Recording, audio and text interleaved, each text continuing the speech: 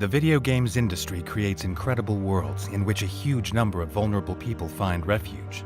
Safe in Our World's goal is to provide support, raise awareness, and change attitudes towards mental health issues in the real world, not only for the benefit of players, but also for those within our industry. In one country alone, nearly a third of those who work within the games industry live with anxiety, depression, or both. That's why Safe in Our World is calling on the global video games industry to level up mental health. Together, we can make fundamental changes to workplace culture and offer safety, support, and understanding to all employees who face challenges to the well-being of their mental health. To make this a reality, we're asking the global video games industry to take 3 simple steps. 1. Commit to taking measures to roll out a company-wide mental health support system within the next 12 months. 2. Join Safe in Our World as a partner and pledge to support mental health within the industry.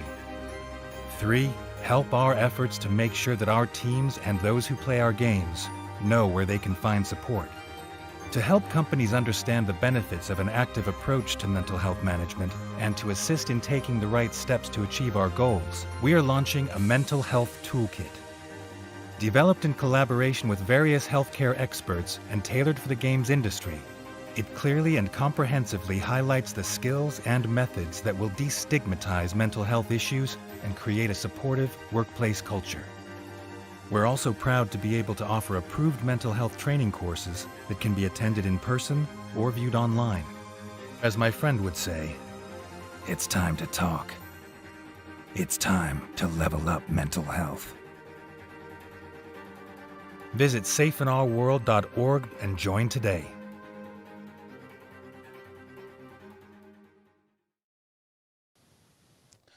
Welcome back. Wow. And we're live again. Live again, back with a new podcast live stream. And this time, all because of the mental health month that we are taking a little bit more of a point to. Definitely. Our opinion, our perspective on this whole matter. Mental health. Yeah. Yeah.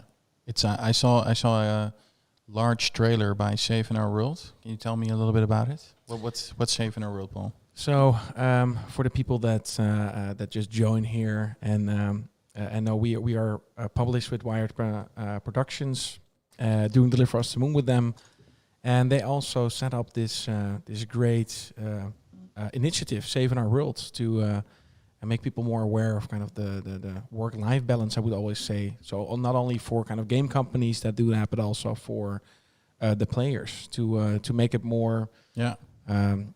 Kind of like in the general sense to talk about mental health, create awareness for this. Really kind of lose the stigma on not talking about it. So, of course, I have to say it's a policy we really hold high in our company, especially after what we've been through in the past. So, for us, it's now automatically that we keep this in check, but it's definitely not a standard yet. Yeah, I think our philosophy on how we run the company, KeokeN, and create the games, develop the games, also our music company, Hunchback, we have a philosophy in how we keep that work balance in check, and also to have a very open culture here that we can talk about stuff that is bothering you mentally, definitely. Yeah, for sure. We also have a... there you go. Oh, so we... instantly got like Ines with us. I wanted to do a little introduction, but you just joined very fastly. But Ines, we have you with us, head of marketing from Off the Beat Track, creating the game as well, the Cast of Recovery. Am I saying it right? Yes, that's right. And we wanted to especially talk to you because the game that you are creating with your team also puts this perspective a little bit more on the map, and we wanted to ask you some questions about it. So in your position, maybe talk a little bit about your company first. What kind of your team? How big is the team, and how did it originate? Well, first of all, thanks for having me. I'm really glad to be here and to be here for Safe in Our World, which is a great cause. So yeah, happy to be here. Yeah, we are Off the Beaten Track, a German developer studio, and an indie game studio, Northern Germany. And we are pretty small, but we're growing. Right now, we have 7 employees, and we started with 4 about 2 years ago. And since then, we've grown a bit, and we're planning to grow even further, I hope. Okay, that's nice. And you took kind of a specific game that you are creating. It's not like the more casual game or kind of a shooter. It's it's a kind of a very intimate subject that you are trying to tell with this story. Maybe we can show the trailer soon or later. No, don't play it just yet. Why did you specifically chose that? And did the team already made other games before? Well, first of all, it's funny that you mentioned it because we're constantly making jokes about changing the game to it being a shooter. Like constantly when something is not going our way, we're like, let's just scrap it all and make it a shooter. But we're still going strong. And it's going to be a narrative adventure. I'll just say a little about it. It's a narrative adventure about a family whose son suffers a stroke. And then it follows different family members through their emotional journeys. And we chose this topic because, well, first of all, our boss, Jens, who's also our main programmer, it was his idea. And he brought us all to the table and asked us what we thought about it. And we were all, really into it because for Jens, there's a personal story behind it, and I think every one of us could somehow relate with the story. So that's why we're all really behind it. And most of us are, well, we're a pretty young team, I'd say. So some of us have worked on other games, and others, like myself, have absolutely not worked on any other games. So we're a good mix. So how long are you busy in development for this specific game? Let me think. It's hard to say, huh? It's about 1.5 years or 1 year and 8 months, something like that. Yeah. Okay, and I think you released a trailer in the end of last year, if I'm right. We did it in August because there was the Gamescom, and that was when we officially announced our game and also released the trailer and our Steam page. Yeah. Okay, so maybe we can show the trailer real fast for the people that are watching. They can have a little bit more of an idea what we are talking about here. Can you cue that in?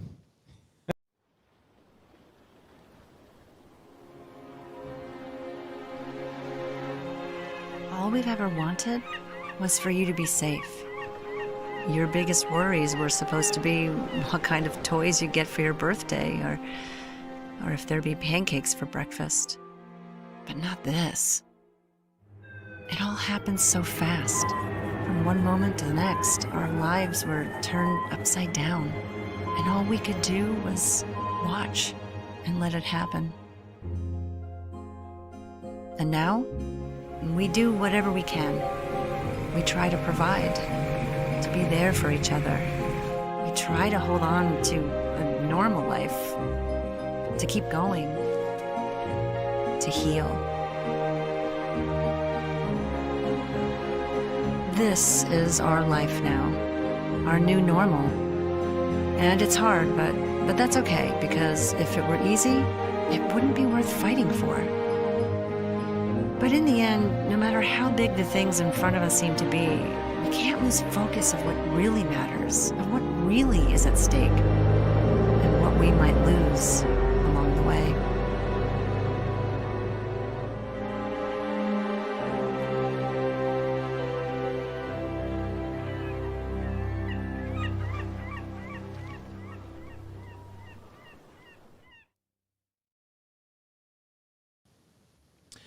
So there you have the trailer, The Cost of Recovery.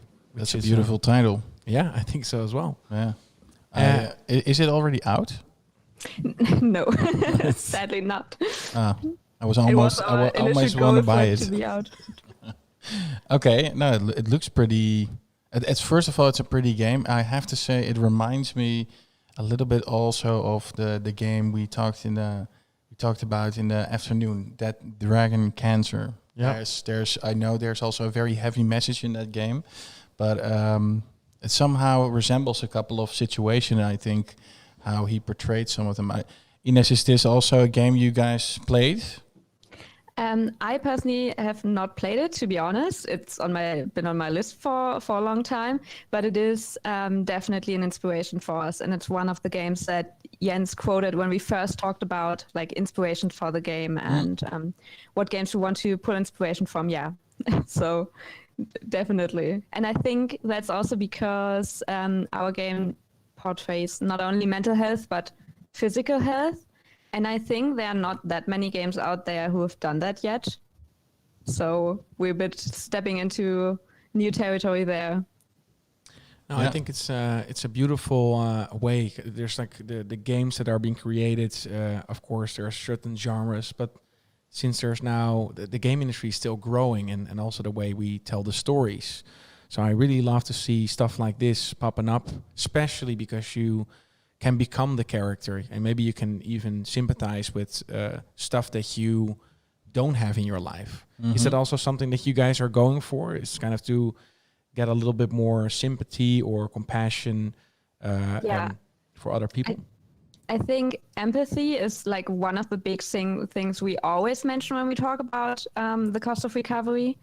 Because you will be putting yourself into 4 different characters, and each one of them acts differently and thinks differently. And of course, all of them want the best for the family and for the situation, but everyone has a different approach. So, or different values that they think are most important in the situation, and different things that they think they should do in the situation, but they will clash in the end. And I think that is something that a lot of us have experienced. Like me, for example, I have not had anyone in my family that had a stroke, but still, when Jens told me about the situation, the story for the first time, there were situations popping up in my mind where I would clash with like the rest of my family or with friends because, well, we didn't talk enough to each other. Yeah.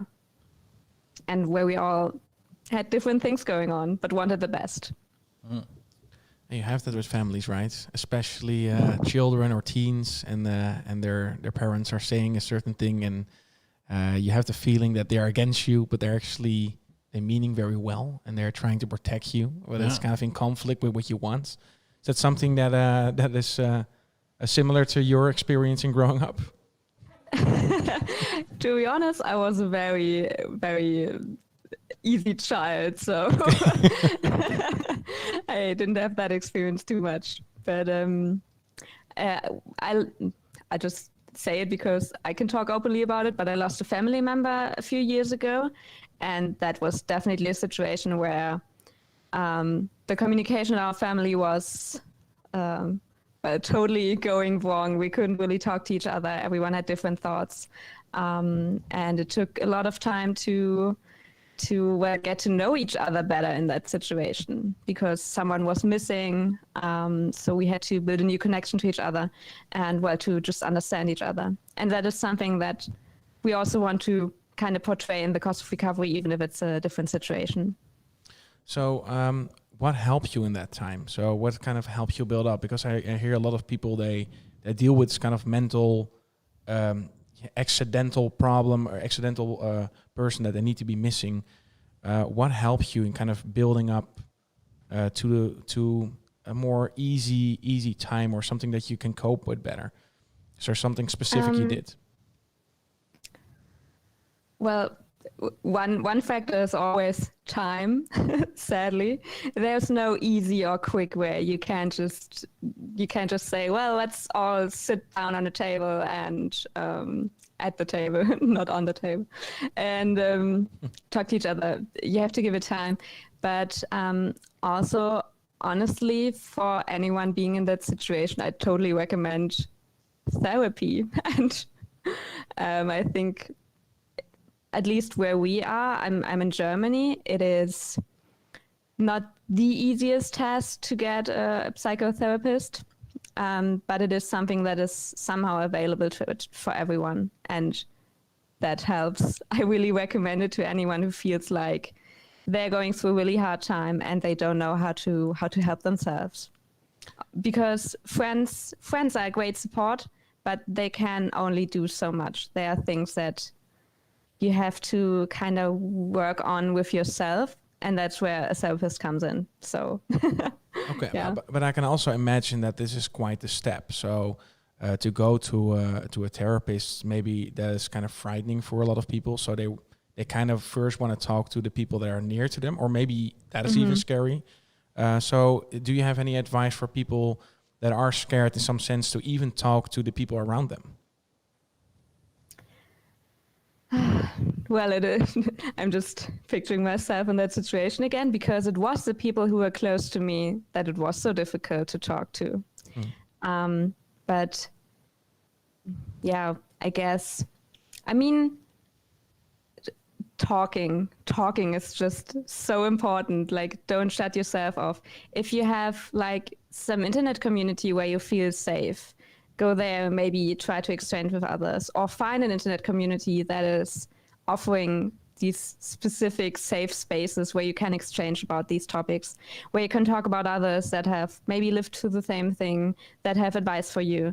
Or if you have some local things, maybe groups that try to help each other, that would be great. Or of course, try to talk to friends. Yeah. And sometimes you'd be surprised how much your friends have gone through. Sometimes they can help more than you think. Yeah. I agree. It's I can have an example on when I had to step to a therapist. That is super strange. So it's really hard because you do not really realize yourself that it may be of help, and especially when you do experience issues with this burnout or mental health issues, the closest people are also the ones you kind of don't want to let down in ways or something. So sometimes it's hard. But yeah, at some point talking about it, the hard part is you cannot really spot it. It's you can spot it, but it depends a little bit. If it is an issue, and eventually I never thought it would happen to me, but it did. And I still cannot put my finger straight on it, like how that situation kind of felt out of control. There's a weird thing in for example, burnout, where the only thing I can describe it is that you're being placed back into the cinema. Like if you're in a cinema and you're up front and you are watching the screen, but you're being pushed all the way to the back, and there's like a lot of people in front of you, and those I recognize as all versions of myself that have the foreground now, and the one that was in control is in the back, and he cannot do anything anymore. And that is weird. Is it comparable to for the people that like horror movies? There's this movie called Get Out. Yeah. And there's this specific scene where I think a psychiatrist is doing some sort of weird trick, or it's maybe some voodoo trick, and the guy shoots out of his body, and he's kind of like seeing the reality as a little screen, but he can't move. Is it kind of like kind that? of, yeah. It has a very similar effect, and you somehow you think the most rational thing is that you want to take control of the body again, but something is pushing you back, that you cannot do it anymore. You're not in charge anymore, and that's a strange sensation, I can say. Yeah, I always say, is it mind over matter or matter over mind? Meaning, like, in a lot of ways, it's kind of the stuff that you want in your mind, and it's kind of you follow that path. But in one case, if the body stops, I think you should listen fast. Kind of, yeah. Or with a burnout, is kind of saying that to you. It's automatically saying, pushing the stop button in a way. And that is something that feels, for the mind, you feel like, what is happening? Why does it stop me? But you don't want to stop because that doesn't make sense to you. Yeah. And somehow it does. It does stop. So with kind of having this in mind and also thinking about the game industry, you heard like all the stories about crunching and overworking. What does Off the Beat track do with this in mind? So I'm really happy that I haven't had bad experiences yet. I know there are so many in the industry who had to have these bad experiences and are trying to make it better. But I'm really lucky and really glad that our boss has had safety and mental health in mind, like from the beginning. And also before coming here, I talked to him and wanted to ask him, hey Jens, is there anything specific that like you would want me to say to this? And he just said, well, first of all, he's just trying to be aware of it and be aware of it being an issue, and then like seeing where the steps lead, which is, I think, possible because we are such a young company. So we can, whenever we see anything arising, we can act quickly. But one thing we do is we have these, we call it safe space policy, and we basically have a Google form that each of us fills out every 3 months. So that is something very, one of the very objective measurements somehow. And there are questions like, do you know anything about, or have you experienced anything like harassment, abusive behavior, or just bad vibes, kind of? And how safe do you feel, like both how safe do you feel, does your job feel at the company, but also how safe do you feel? And then, of course, there are boxes that can be filled in more.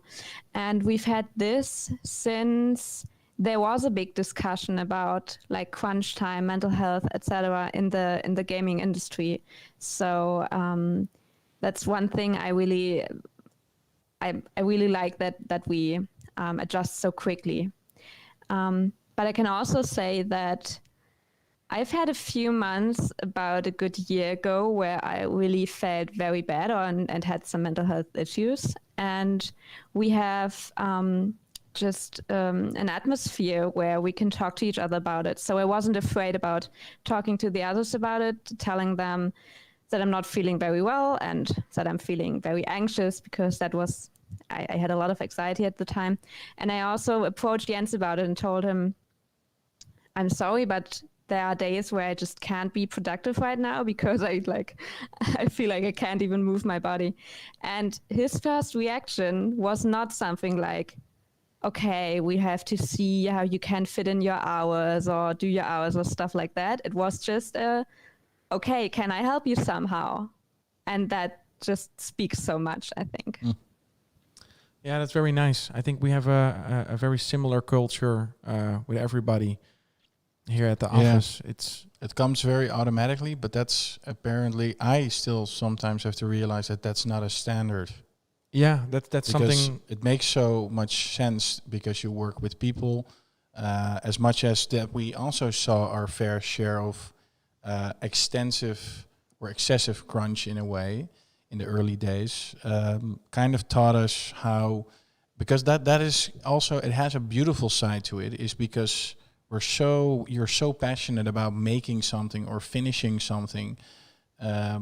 There's crunch that is very negative would be very forced work. So if you really are forced to stay in the office against your will, that is the worst of the worst. Yeah. But there's also these hidden types of crunch where it is, for example, I was literally asking this question to me in the pandemic time, like, if nothing is going on outside, you have to stay inside because there's a pandemic, there's lockdowns, there's night clocks, you're being restricted in every way to move as a human being. So you don't want to watch a movie and you also don't want to play a game, but you do like to finish that piece of level that you were doing as a level designer or as a programmer, or you want to fix that last part. Who is going to stop you from doing that? Is that a problem? Well, maybe if it's structurally, so when it happens structurally and it's really interfering with actual work or with your daily life, then it starts to be a problem. On the other hand, it might be very enjoyable because there was nothing else. Yeah. What do you think?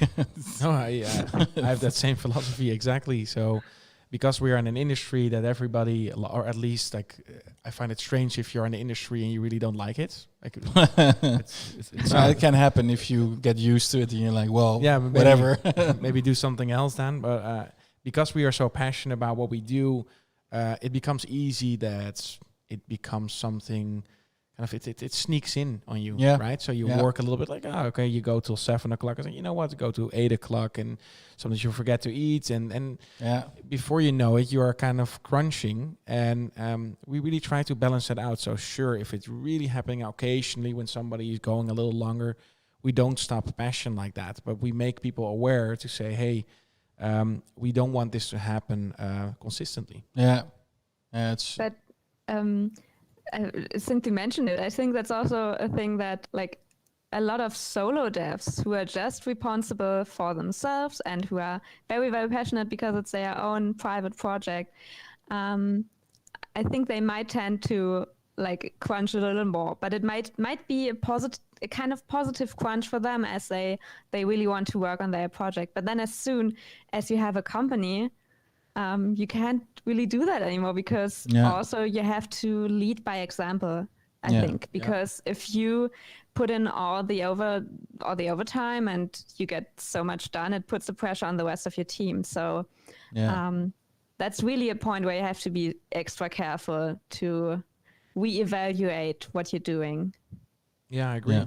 So how did you guys deal with this whole pandemic? Because of course it brings on another problem in kind of not having the social contact. You can't really, you can, but just in very restricted directions, you can meet up each other. How did you kind of stay sane? Because that's a tough problem as well to tackle. Well, I'm kind of excited that you're asking that because we, I think, have some great ways of dealing with that. We're having our team meeting every Friday, and every Friday we're having our team meeting for some time, talking about what every one of us did, also putting in a bit of time to like just check in on each other, talking about how we are and stuff. And then we always either try out a new game, a game that's new for all of us together for half an hour, usually something that's also from the narrative genre or somehow might be inspiring for us. So we're playing that and also talking about it after that, talking about how we could take some inspiration for our game. Or we do a what we call OTBT, so off the beaten track university talk, which means that like usually 1 week we play a game, then 1 week we have a talk. Someone of our team has like a 20-minute talk about a topic from their area of expertise, or sometimes even just something that we're really passionate about. So, for example, I've talked about setting up Discord server rules. That was a talk. We're having our musician doing talks on how he composes music. So we are having these things together that are really fun and that are still exciting, even if we haven't seen each other for a year now. And I really love the idea. It wasn't my idea, so I can say that I really love the idea of, OTBT University and OTBT Plays is what we call it. I think that's really good. Yeah, we do something similar. We do see everybody kind of every day. So we do a stand-up. In the beginning, we needed to kind of balance that out because that's also a moment that you see each other. So you kind of want to deal. So you're going to talk about some social stuff or maybe some trailers that just came out or some new games that you just played.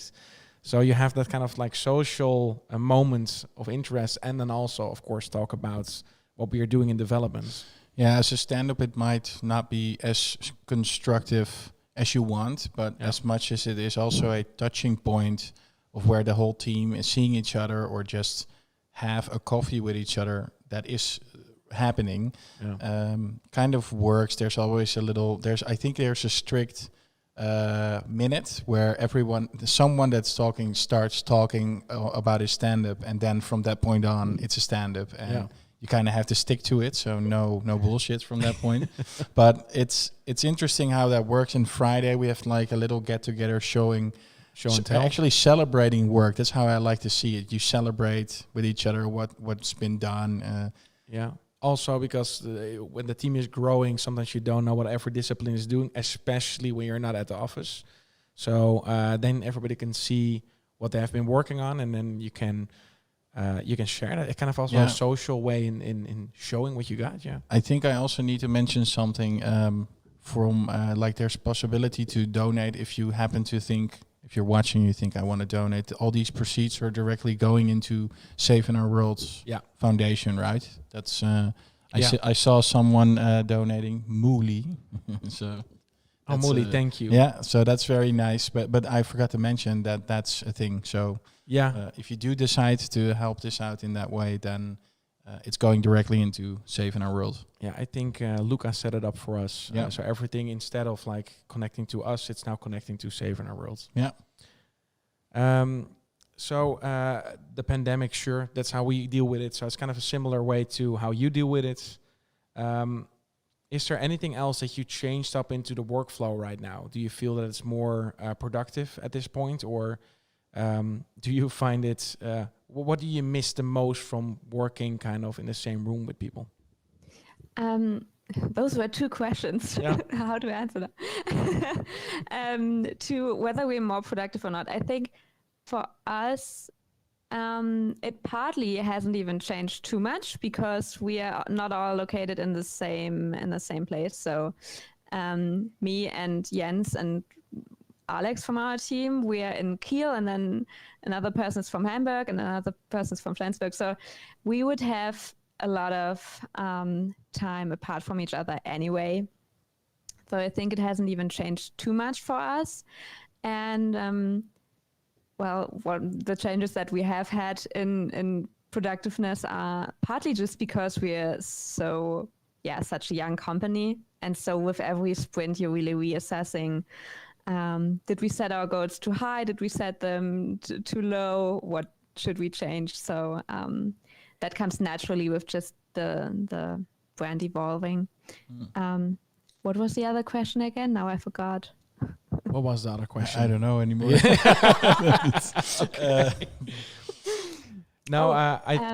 Sorry. Go ahead. It was what we're missing. So and I think what I personally at least feel like is missing is we're having a lot of we're having these meetings with the whole company, but I really miss getting to know the others of the team individually. Because I think that is such a great thing. Like the one time you're getting a coffee with that person, the next time with another, and you're getting to know it, each one individually, finding out who you might really be friends with, who is more of a coworker.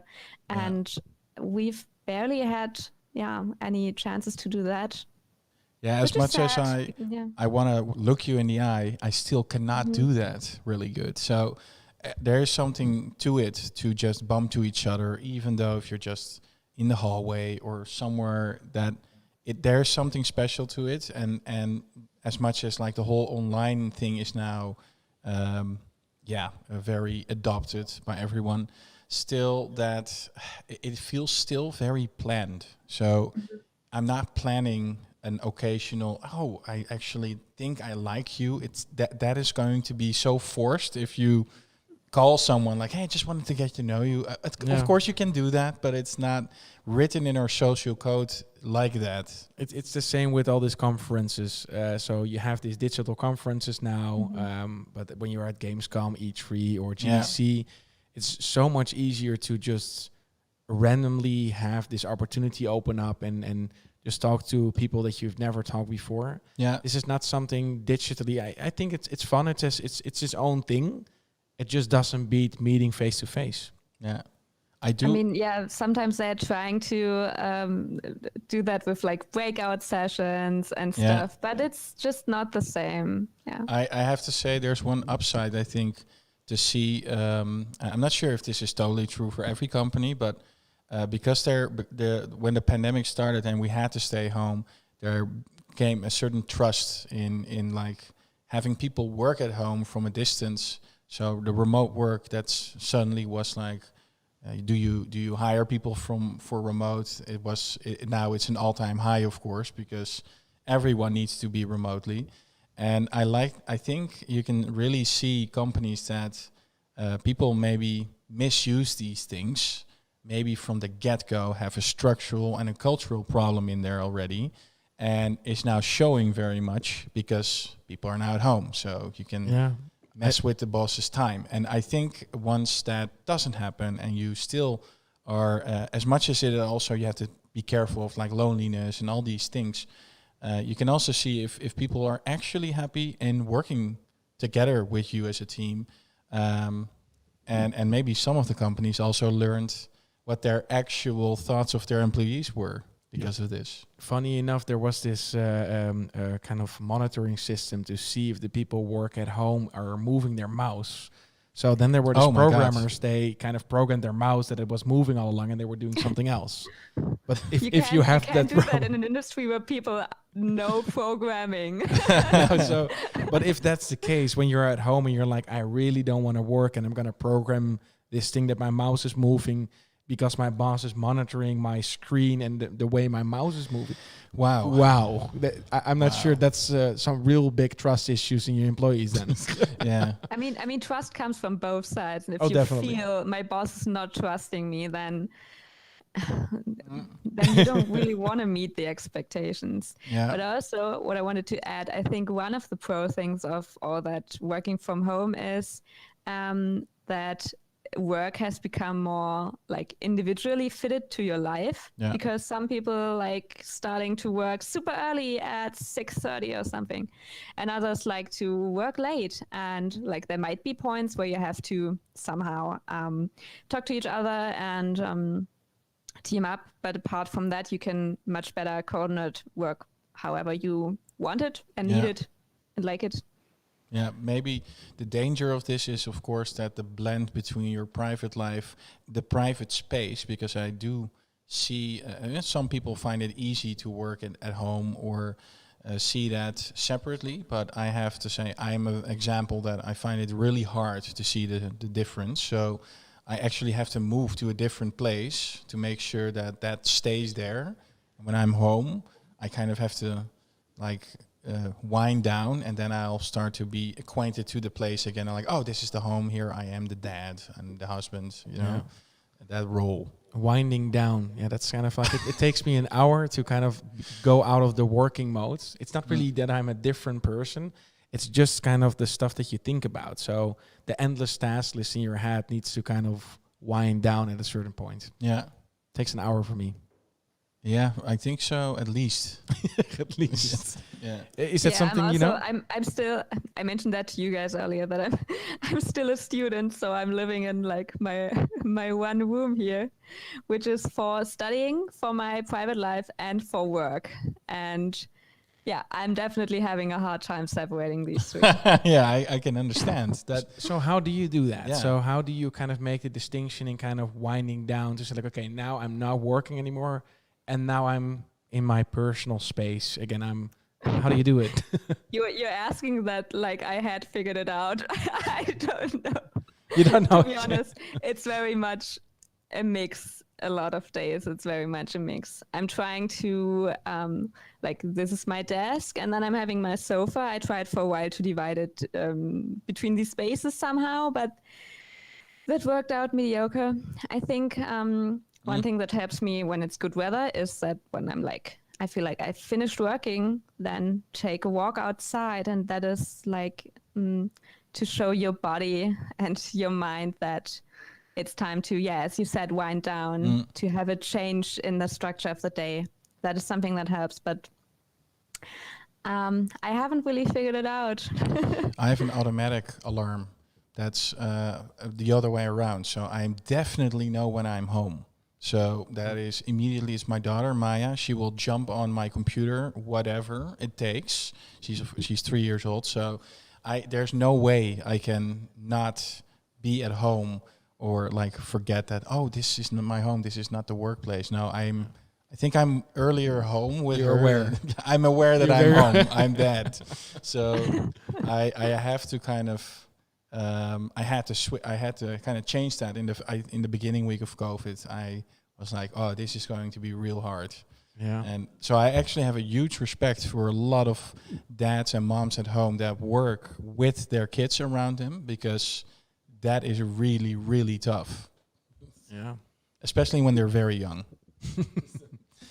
No, but you also have this way when you fall asleep and when you're really, especially when you started on a company, and I had some trouble with that, is there's this endless task list in your head, and you can't sleep because you think you want to do all these things.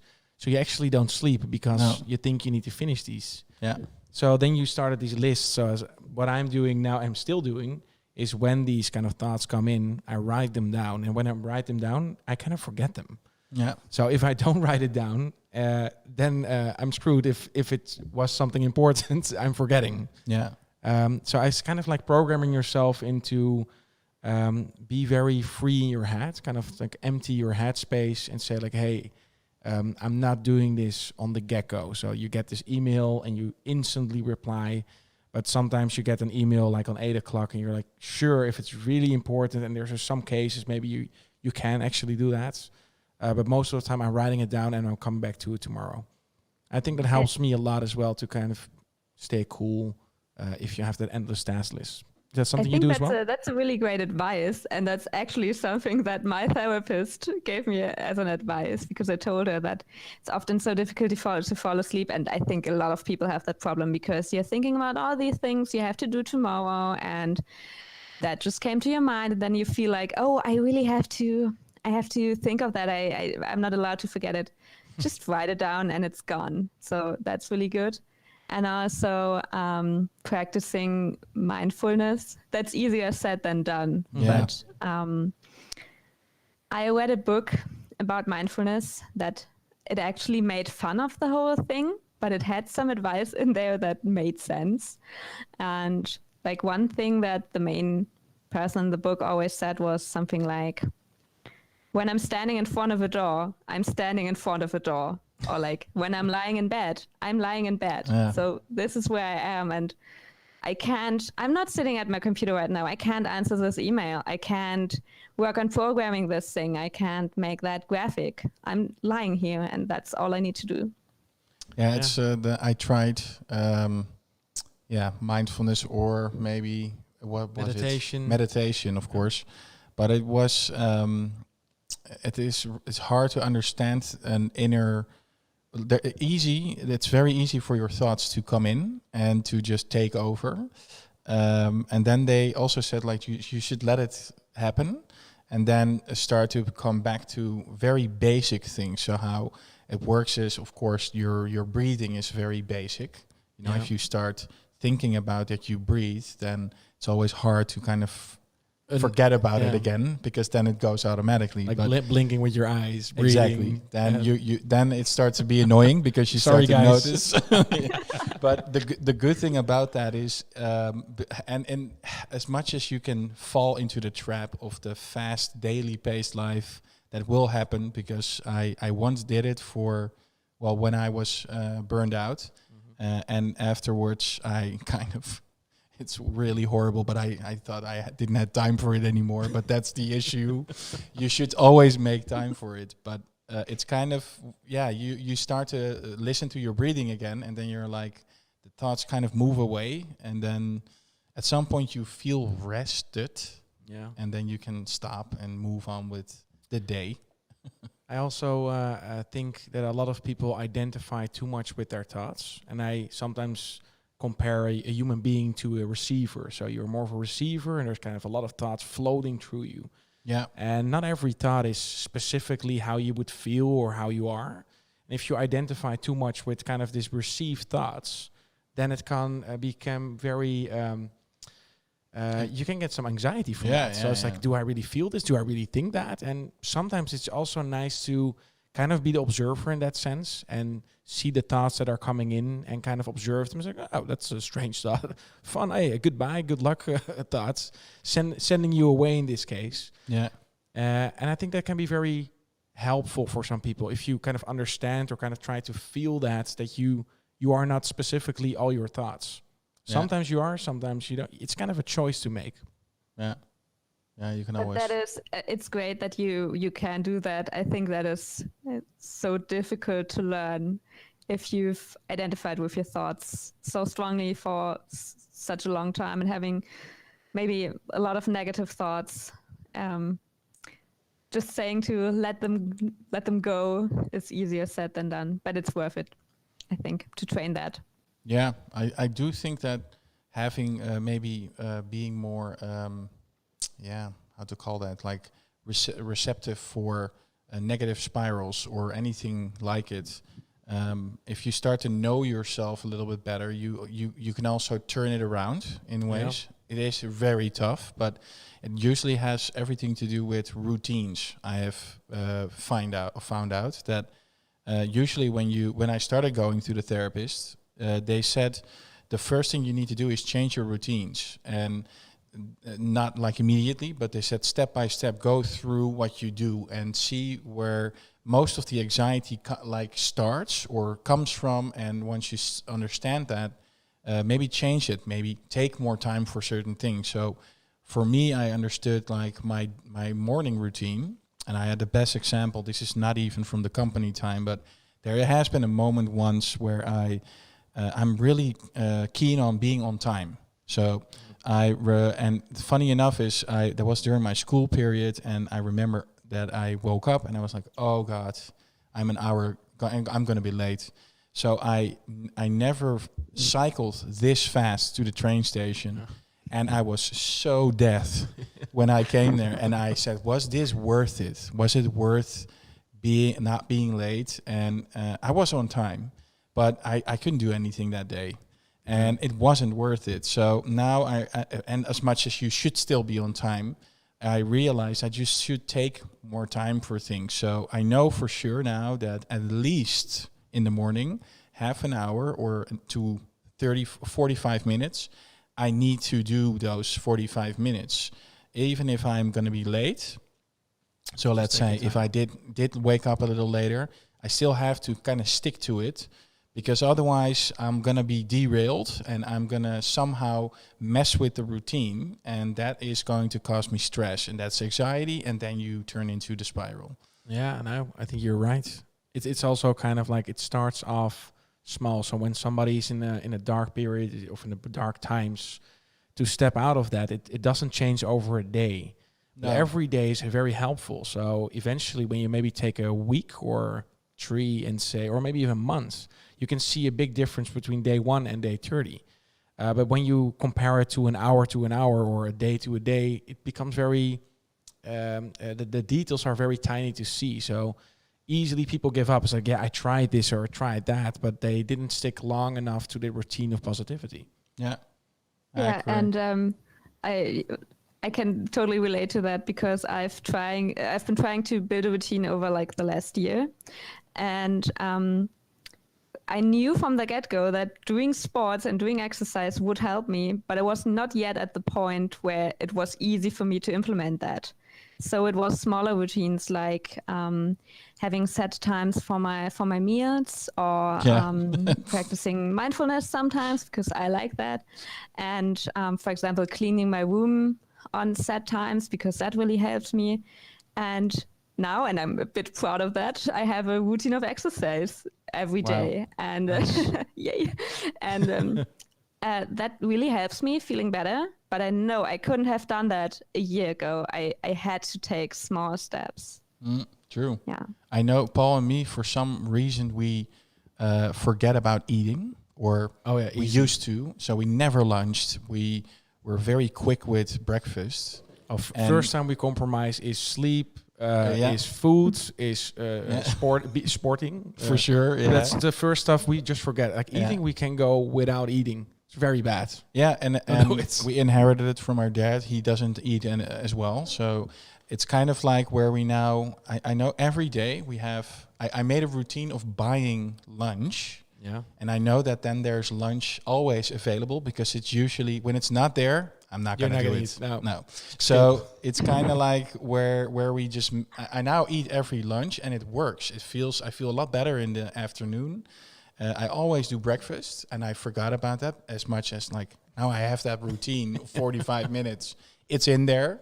You know, looking at the news, for example, I don't care about it because it's all negative, but it is part of my routine, and it kind of works. So if it works in a positive sense, then definitely it's something good for your routine. I have my lunchbox. I create my lunchbox every day. It looks stupid in a way. That's People great. make fun of it. It's like such a healthy lunchbox with like my little apples or fruits and little nuts and stuff. But yeah, I need to do, if I don't make that, I'm not eating. I understand. That's the problem. Yeah, it's true. One little thing I want to like just go back to, because you mentioned it, was that spiral of negative thoughts, and for me that was such a big deal a few years ago, and I'm just saying that now because there might be someone out there who's experiencing the same thing. And I had a phase where I would often tell me, I was very anxious, and then I would go into a spiral of telling myself, I'm afraid, I'm afraid, I'm afraid, I'm afraid, in my head again and again and again, without questioning these negative thoughts. And that was such a destructive behavior. And then later, it even went on to I hate myself, I hate myself, I hate myself. And I feel a bit vulnerable opening about that to you, but maybe there are people who are experiencing that too. Yeah. And just one advice, like, I know it's hard, but start questioning these thoughts. Try to distance yourself from that. Or maybe just notice that's destructive, that's not helping me. And I mean, that was it for me, like noticing, okay, that's not helping, I gotta stop now. Yeah. And then over time it got less. Yeah. Yeah. No, I think it's great that you open up with that. A lot of people also want to. They think they're alone in some sense, and they think like I'm the only one dealing with certain things. Yeah. And then when they start talking about it, or they hear other people opening up about it, they're like, "Hey, wow, that's actually a little similar." Yeah. So I also say it's in a way. Sometimes you wake up in the morning and you feel bad in some sense, and you can't really pinpoint what it was. Maybe it was a bad dream. Maybe you couldn't figure it out, and then you were bumping your knee, and you're a little irritated, and then you're standing with your socks in the water. It's like, shit, that also sucks.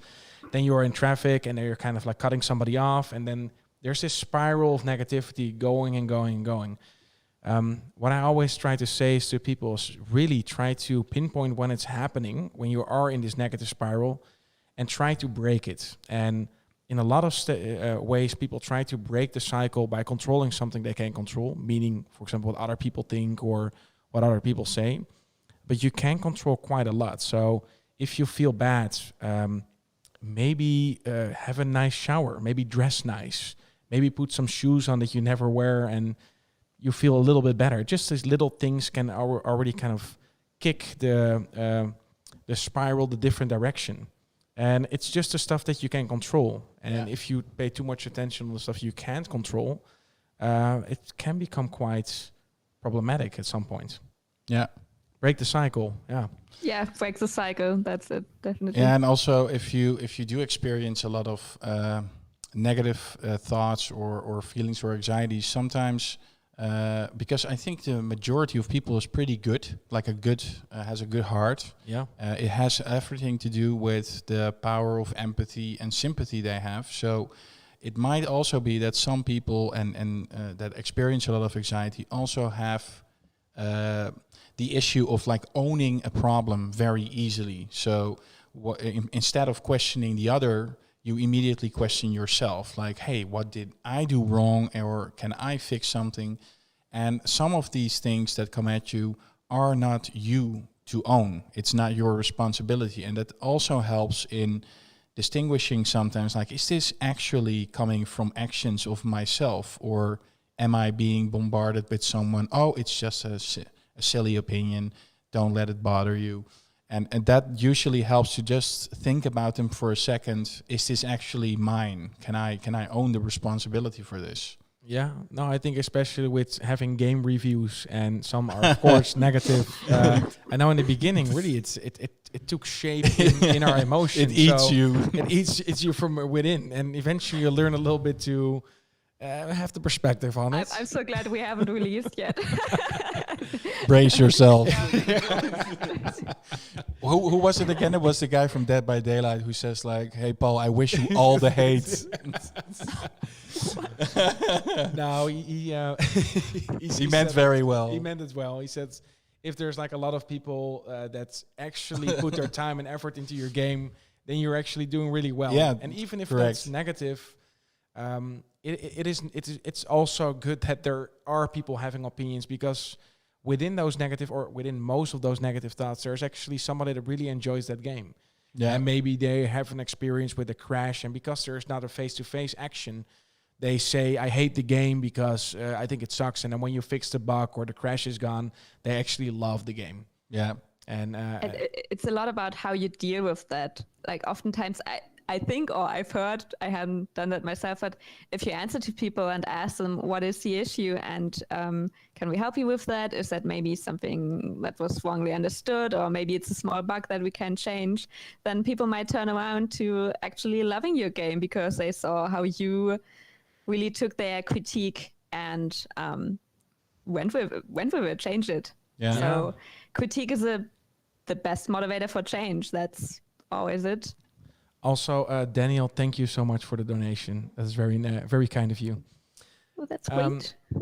No, but especially with those negative things, we had it as well, where sometimes if you put something negative on like a very big AAA title, you probably got to be snowed in with all these other reviews. When you do it in an indie, you probably know that the indie developer is looking at this, because you don't have like too much reviews. Yeah. And in some cases, the negativity is just a way to search human connection. So it hasn't really to do with maybe that the game is bad, but just to have an ongoing conversation. And that's very sad in a way. And we kind of want to help those people as well, that they don't really have critical feedback, but they just search a way in finding a connection because they're lonely, for example. And we always try to put the time into negative, of course, negative reviews, but then also into positive reviews. I think both are very important, not to neglect one or the other. True. Yeah. So about your game, when do you plan to release, or is this something still vague? The latter. We can't say yet. Okay, understand. I mean, it's a classic indie situation that's taking a little longer than you thought in the first place, and then you don't want to put a date on it, so can't say yet. Okay. Now that helps with the anxiety. Just do not date it. So, but do you have some internal deadlines that you have, where what brings maybe a little bit of that anxiety, or is it? You're asking the mean questions. Yes. Well, we don't have. At least I don't know, since I'm not even involved in programming, so I can't spill any information that I don't have, which is great. Okay. But I can just say that we're hoping to be part of Gamescom again this year. That would be great. We were there last year. And then see how it's going on. We don't have a publisher yet, or at this point, and we'll see about that in the future. So, it's just nothing is set in stone yet. So okay, is that something you guys are looking for actively? Yeah, we've been looking for that, and that would be great.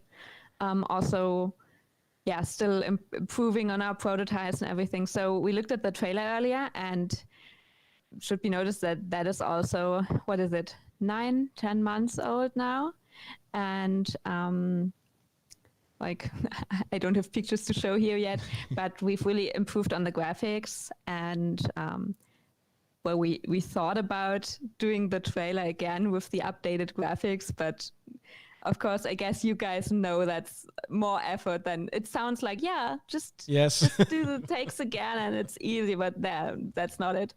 But yeah, I can just say we're still actively working about it, and we're all still very much behind the project. Yeah. Where do you want people to go to, so that are interested in kind of the cost of recovery? Is there a specific place that they can go to? Is it the Steam page? Is it maybe your website? So, of course, we're always happy about wish lists or follows on Steam. Of course, that's what every developer wants. And also, we're on Twitter, which is like, the last week's not so much, but it's usually our most active platform where you will receive the most news or new images and stuff. And also, of course, we have a Discord that is also linked on our Twitter, where you could go if you want to know more or exchange with us, or if you have any like feedback or ideas or Okay. yeah. So is there anything else you want the people that are watching to know about the cost of recovery or of the beat track? That's such a broad question. I just like what I hope with our game is, since we're talking about mental health, and I think there are a lot of great games out there who already have mental health as a topic, but I think a lot of them are dealing with mental health in a kind of vague way and showing you more like how it feels and really showing you specific situations that happen to the character. But that is something that we want to show. And we hope that that helps people who have been through similar situations where their family maybe didn't understand each other anymore, to feel understood. Just because, like, from my own experience, there are some games out there, like one game I always think about is Gris. I hope I pronounce it the right way. And I love the game, and it's about mental health, but I think it's kind of vague, and there might be people who play it and don't even notice really how it's about mental health. And I think for those people, our game might be great, because at least I hope so, you will understand what's going on and where these problems arise from. And I hope that that's also something that might help people who are not usually gamers get into it and feel understood and see that video games are not just shooters or confusing gameplay stuff. It's like an emotional movie, but you're even more in it. Yeah, that's beautiful. I'm very curious about this whole game. Yeah. Can you say and also thank you, Sophia, for your donation. I think we already do we have even a bar? Yeah, it's 60 of 100, right? Oh wow! Oh yeah, so it's below there. I see it. That's great. Oh, that's really cool. Oh, awesome! Yeah, it's in there. Okay. Wow. So we already almost got our goal. So thank you guys. Really. Also anonymous. Thank you for the donation. Really helpful for saving our worlds. Also just saw in the chat that someone wishlisted our game, Last Firefly. Thanks for that. And also, I hope everyone understood that I really like Reese. I didn't want to throw any shade on it. It's just a different approach. And I think ours hasn't been seen as often yet. Yeah. Yeah, that's true. Is there any games that you would recommend kind of in this field, or you say like, hey, wow, that really portrays this anxiety, or maybe shine some light on this perspective? I mean, that Dragon Cancer, as you already mentioned at the beginning of the stream, for those that don't know, it's about a family whose son suffered from cancer, and it's based on a true story, and it's like made, not developed, but the story is written by, not programmed, I mean, but the story is written by those parents. So that one's, I think, really heavy. So that one definitely. One game I'm also looking forward to that's not released yet is No Longer Home, it's called, by Humble Grove, published by Fellow Traveler Games. And that one is about a pair of students who move out of their student home. And it's like in the last days where they live there, where the apartment already does not feel like home anymore. And they are trying to just say goodbye kind of to each other and to that living situation.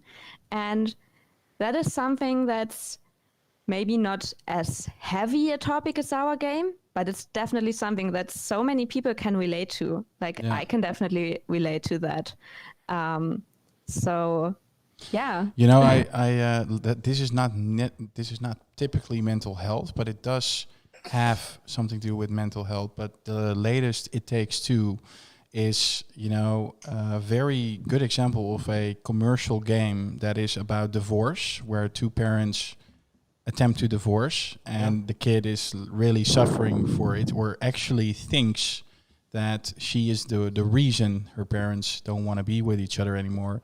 That game, as also how cruel it gets at some points, because it's getting very cruel at points, is actually about stuff like this, and it also a lot of people can relate to it. yeah, So. definitely.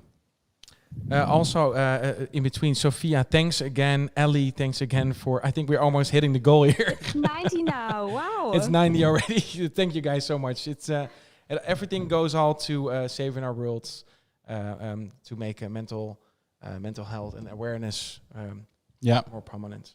No, but you're right with It Takes Two, definitely. And I think, especially even if you're older, because this is about a younger kid called Rose. Yeah. And their parents want to split off. But of course, like people that are older, they can identify with that and maybe get some anxiety from that, or maybe a different, more darker perspective on life when your parents split up. So in a way, it's definitely in correlation with mental health. Yeah.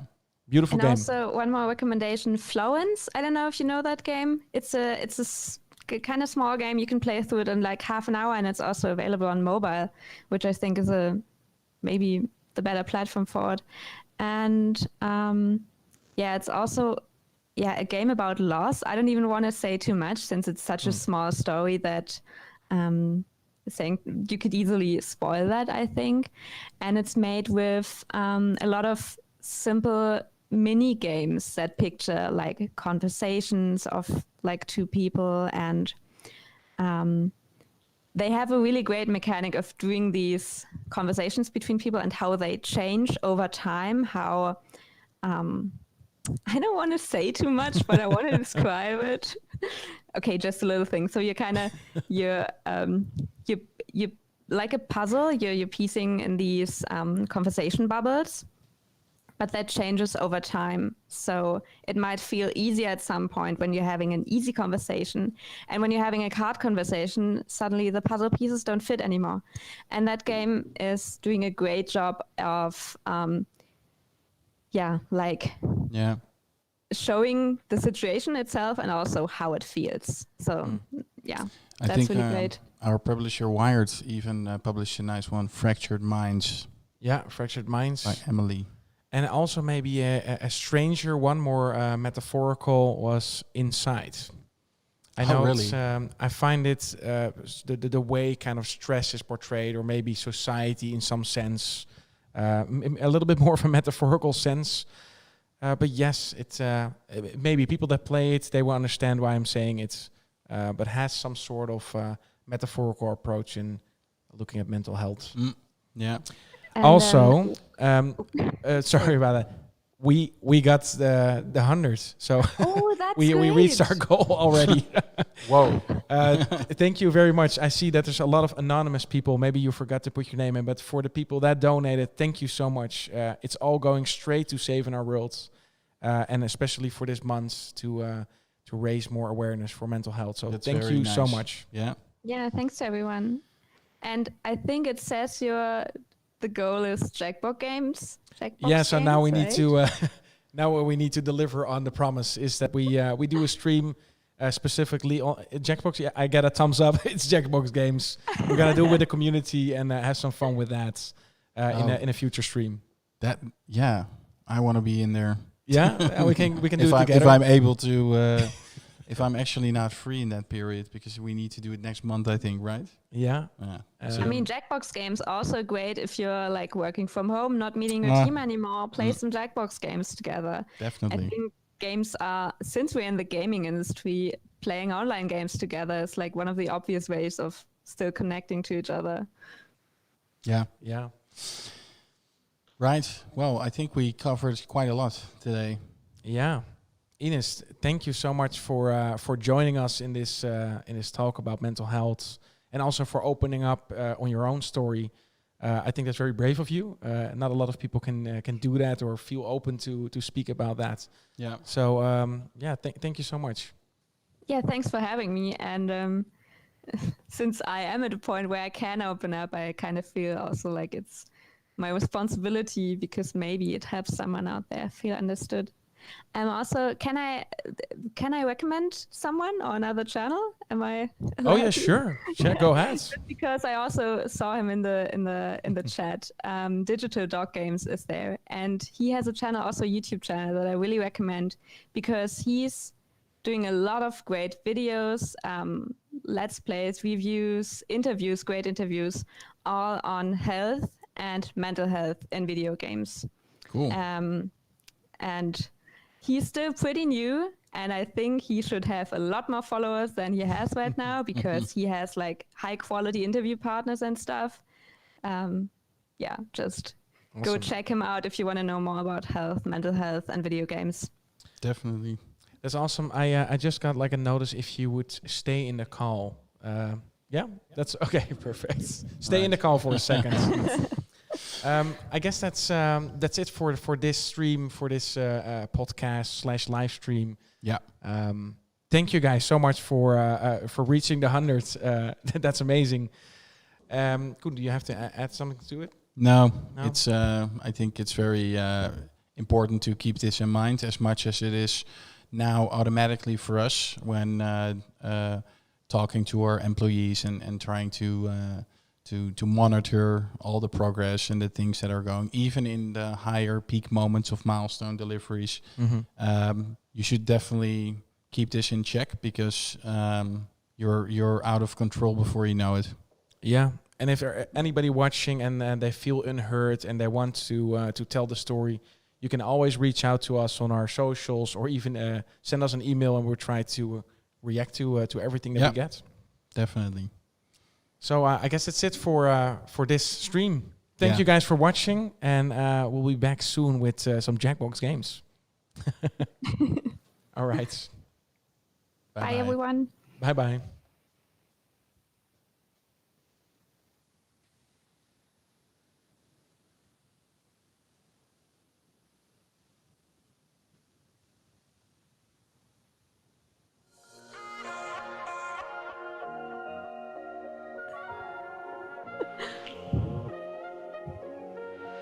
Finally, my dinner.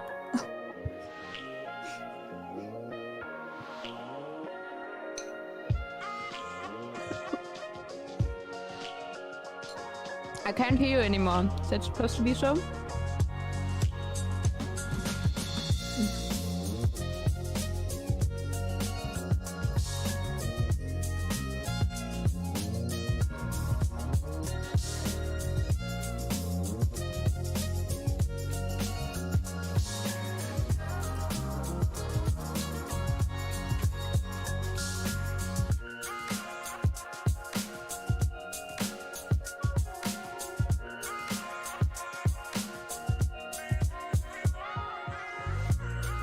What?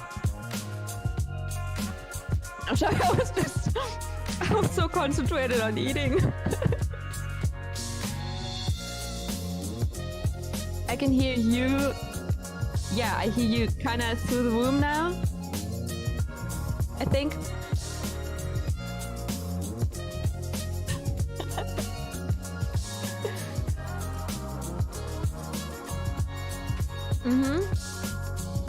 I had fun. It was chill.